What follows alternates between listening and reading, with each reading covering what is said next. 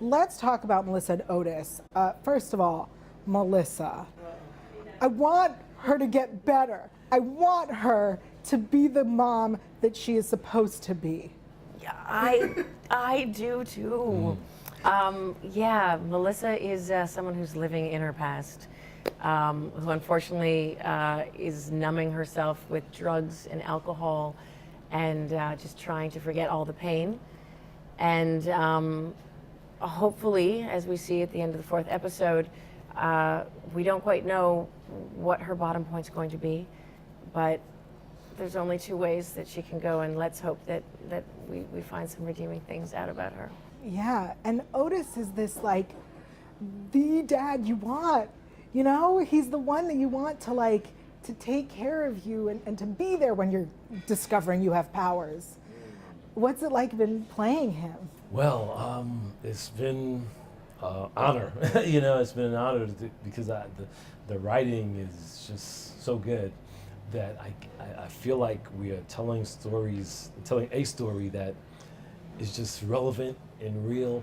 I don't know if Tyrone feels like he might feel like he's getting too much love, you know, and you know, I guess Too much love. yeah, you know, because they feel smothered, and you know, you get to that age and you want to kind of go off and do your thing, and Otis wants more than anything to keep this young man safe, you know, and see him successful and see him be the best he can be. So I think if you give Otis the chance, he'll love him and still let him go a little bit, but he wants to keep him just close enough where he can hold his hand if he needs to, you know, and help him through. When you have to play such hard scenes, what is it that you do as actors to decompress afterwards? Well, you know, and this is very interesting that you would ask that because, you know, we have some great highs, but these characters go through a real emotional roller coaster. So there's some pretty low lows, and you know, there were times when I started feeling a little depressed, you know, because just even though with Marvel, what I love is that they have these light points with levity and little funny parts, and which is awesome. But for me, I do meditation, and sometimes I just got to sit down and meditate, and I actually have to think on positive things on purpose and say certain things out loud. I have my confessions that I make to myself and just speak to myself, you know what I'm saying? And I make myself happy by doing that, and just to get me out of that and onto something else.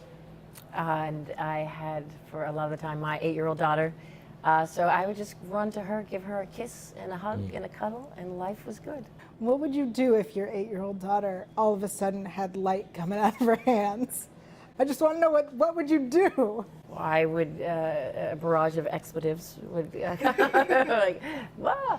I don't know, but tune in to Cloak and Dagger and see what happens when we find out what happens when we finally realize our children have superpowers. Thank you guys so much. It was great chatting with you.